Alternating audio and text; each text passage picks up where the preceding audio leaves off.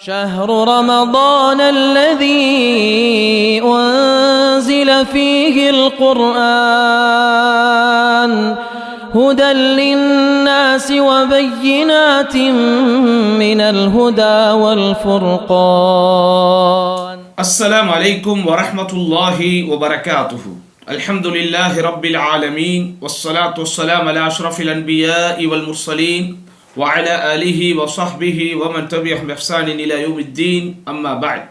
அன்பிற்கினிய சகோதர சகோதரிகளே, எல்லாம் வல்ல அல்லாஹுவின் பேரருளால் பெரும் கிருபையினால் அல்லாஹுவின் அருள் மழையென பொழியும் இப்புனித ரமதானில் நமது அல் ஃபஜ்ர் சர்வதேச பள்ளியின் சார்பாக ஒவ்வொரு ஆண்டும் ரமதான் மாத ஈமானிய கொள்கை பாடங்களை அல்ஹம்துலில்லாஹ் பார்த்து வருகிறோம். அந்த வகையில் இந்த வருடம் இன்ஷா அல்லாஹ் ரமதான் ஷஹ்ருல் மக்ஃபிரா, ரமதான் மன்னிப்பின் மாதம் என்கிற தலைப்பில் முக்கியமான சில பாடங்களை இன்ஷா அல்லாஹ் பார்க்க போகிறோம்.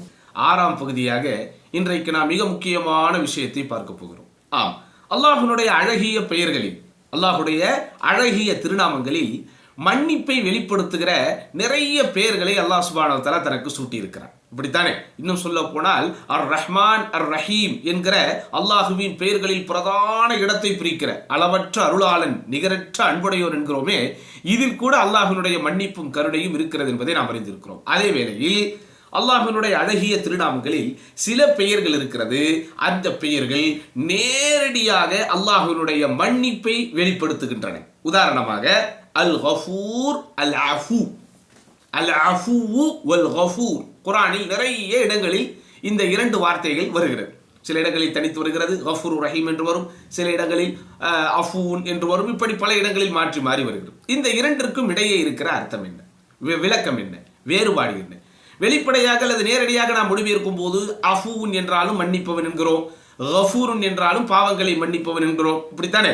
ஆனால் இந்த இரண்டிற்கும் இடையில் சில வித்தியாசம் இருப்பதை அறிஞர்கள் சொல்கிறார்கள். முதலில் இந்த கஃபூர் என்றால் என்ன? குர்ஆனில் நிறைய இடங்களில் வருகிறது. கஃபூர், காஃபிர் என்கிற அல்லாஹ்வுடைய இந்த பெயர் என்பது மகத்துவமானது. பாவங்களை அல்லாஹ் சுப்ஹானஹு வ தஆலா திரும்ப திரும்ப மன்னிப்பவன் என்கிற அர்த்தத்தில். அதுவும் கஃபார், அல்லாஹ்வுடைய பெயர்கள் எப்படி வருகிறது?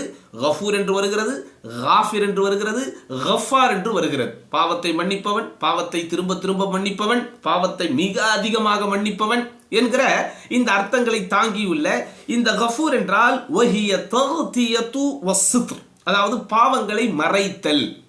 அடியார்கள் செய்யக்கூடிய பாவங்களை அல்லாஹ் சுப்ஹானஹு வ தஆலா என்ன செய்து விடுகிறான்? அந்த பாவத்தை அப்படியே மறைத்து விடுகிறான். மறைத்து விடுகிறான் என்றால் என்ன? அது அக்கவுண்டில் வரும். நம்ம அக்கவுண்ட் என்றால் உங்களுக்கு புரிகிறதா? இந்த உலகத்தில் ஒவ்வொரு அடியார்களுக்கும் அல்லாஹ் சுப்ஹானஹு வ தஆலா என்ன வைத்திருக்கிறான்?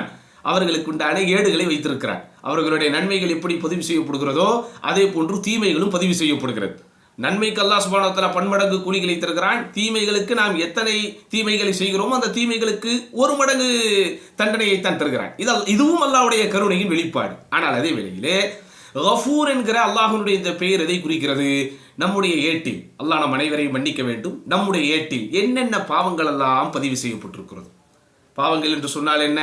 வணக்க வழிபாடுகளில் நாம் விட்ட குறைகளாக இருக்கலாம், நம்முடைய வாழ்க்கையிலே வெளிப்பட்ட தவறுகளாக இருக்கலாம், நம்முடைய இன்னபிற கடமைகளை நாம் வைத்த குறைகளாக இருக்கலாம், அல்லது அல்லாஹ் சுப்ஹானஹு வ தஆலா தடை செய்திருக்கக்கூடிய அருவருக்கத்தக்க விஷயங்கள் என்று எவைகளை எல்லாம் சொல்லி இருக்கிறானோ அவைகளில் ஈடுபட்டவைகளாக இருக்கலாம். இப்படி பாவங்கள் என்பது பலவிதம்.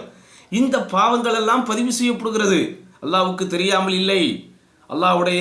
அல்லாஹ்வால் நியமிக்கப்பட்டிருக்கக்கூடிய அந்த இபாது முக்ரமூன், சங்கைக்குரிய அந்த அடியார்களாக இருக்கக்கூடிய அந்த பதிவாளர்கள் பதிவு செய்து கொண்டுதான் இருக்கிறார்கள். ஆனாலும் அல்லாஹ் அவனது கருணையை வெளிப்படுத்துகிற விதத்தில் அந்த பாவங்களை எல்லாம் மறைத்து விடுகிறான். அந்த பாவங்களுக்கு உண்டான தண்டனைகளை தராமல் அவர்களை காத்து விடுகிறான். இதுதான் கஃபூர். கஃபூர் என்றால் புரிகிறதா? நாம் செய்கிற பாவங்கள் பதிவேட்டிலே இருக்கும். ஆனால் பதிவேட்டிலே இருக்கக்கூடிய பாவங்களுக்கு நிகரான தண்டனைகளை தராமல் அல்லாஹ் சுப்ஹானஹு வ தஆலா அந்த பாவங்களை அப்படியே என்ன செய்து விடுகிறான்? மறைத்து விடுகிறான். ஆனால் அஃபு, அது அதையும் தாண்டி புனிதமானது. அதனால் தான் நாம் இதே ரமதானுடைய காலங்களில், குறிப்பாக இறுதி 10 தினங்களின் ஒற்றைப்படை இரவுகளில் லைலத்துல் கத்ரை அடையும் போது அல்லாஹும்ம இன்னக அஃபுவுன் துஹிப்புல் அஃப்வ ஃபஅஃபு அன்னி, யா அல்லாஹ் நீ மன்னிப்பவன், மன்னிப்பை விரும்புபவன், எனவே எனக்கு மன்னிப்பை தந்தருள்வாயாக என்று கேட்கிறோமே, அதிலே இருக்கிற அஃபு என்பது வஹுவல் முஹ், அது அழித்தல் என்று அர்த்தம். ரெக்கார்டில் இருக்கக்கூடிய பாவத்தை அல்லாஹ் அப்படியே அழித்து விடுகிறான். கஃபூர் என்றால் ரெக்கார்டில் பாவங்கள் இருக்கும், அதை மறைத்து விடுகிறான். அதற்குண்டான தண்டனைகளை தராமல் அல்லாஹ் மறைத்து விடுகிறான். ஆனால் அஃபு என்கிற அந்த அர்த்தமானது, அந்த பெயரானது சுப்ஹானல்லாஹ் எவ்வளவு ஆழமான அர்த்தத்தை தாங்கி நிற்கிறது என்றால், அடியார்கள் செய்யக்கூடிய பாவங்களை அல்லாஹ் சுப்ஹானஹு வ தஆலா அப்படியே என்ன செய்து விடுகிறான், அழித்து விடுகிறான். அப்படிப்பட்ட மன்னிப்பை நாம் அல்லாஹ்விடத்தில் எதிர்பார்க்க வேண்டும். அப்படிப்பட்ட மன்னிப்பு அல்லாஹ்விடத்திலே இருக்கிறது. நமக்காக அல்லாஹ் சுப்ஹானஹு வ தஆலா தயார்படுத்தி வைத்திருக்கிறான். நமக்காக அல்லாஹ் சுப்ஹானஹு வ தஆலா சித்தப்படுத்தி வைத்திருக்கிறான். அதற்காக அல்லாஹ்வினுடைய மன்னிப்பின் மீது பேராதரவு வைக்கிற அதே வேளையில் நாம் செய்யக்கூடிய பாவங்களை சாதாரணமாக எடை போட்டு விடக்கூடாது. நாம் செய்யக்கூடிய பாவங்கள் அப்படித்தானே, ஜஸ்ட் லைக் தட் என்றதை நாம் எடுத்துக்கொள்ளக்கூடாது. அல்லாஹ் மன்னிப்பதில் எவ்வளவு விசாலமானவனோ அதே போன்று ஷதீதுல் இகாப் என்று வருகிறது, தண்டிப்பதில் அவன் கடுமையானவன் என்று வருகிறது. ஆனாலும் அவனுடைய கோபத்தை, மிகைத்த கருணையை, மிகைத்த இரக்கத்தை அல்லாஹ் வைத்திருக்கிறான். அல்லாஹ்வின் மீது அவனுடைய நன்மைகளை நாம் ஆதரவு வைக்கும் போது இந்த அஃபு என்கிற பெயரை அதிகம் பயன்படுத்தி அல்லாஹ்விடத்திலே மன்னிப்பு கேட்க வேண்டும். அதனால் தான் ரசூலுல்லாஹி ஸல்லல்லாஹு அலைஹி வஸல்லம் அதிகமான பிரார்த்தனைகள் அல்லாஹும்ம இன்னி அஸ்அலுக்கல் அஃப்வ வல் ஆஃபியா. யா அல்லாஹ், நான் உன்னிடத்திலே அஃப்வை கேட்கிறேன், மன்னிப்பை கேட்கிறேன், மேலும் ஆஃபியத் என்கிற ஈடேற்றத்தை கேட்கிறேன். அல்லாஹ்வின் தூதர் ஸல்லல்லாஹு அலைஹி வஸல்லம் நமக்கு கற்றுக் கொடுத்த காலை மாலை துஆக்களில் இந்த அல்லாஹும்ம இன்னி அஸ்அலுக்கல் அஃப்வ வல் ஆஃபியா மிக முக்கியமான இடத்தை பிடிக்கிறது. அது ஒரு நீண்ட நெடிய துவா இருந்தாலும் அந்த துவாவினுடைய முதல் பகுதி, ஆரம்ப பகுதி இப்படித்தான் வரும். அதனால் என் அன்பார்ந்த சகோதர சகோதரிகளே, அல்லாஹ் மன்னிக்கக்கூடியவன், திரும்ப திரும்ப மன்னிக்கக்கூடியவன், அதிகமாக மன்னிக்கக்கூடியவன்.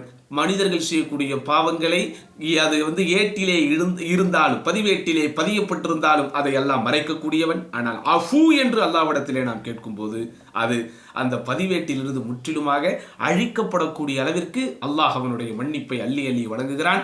அப்படிப்பட்ட மன்னிப்பை பெறத்தக்க நன்மக்களாக வல்ல ரஹ்மான் நம் அனைவர்களையும் ஆக்கிருள்வானாக.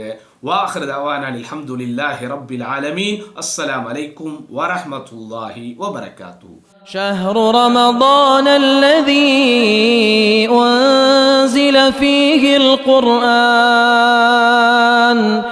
هدى للناس وبينات من الهدى والفرقان.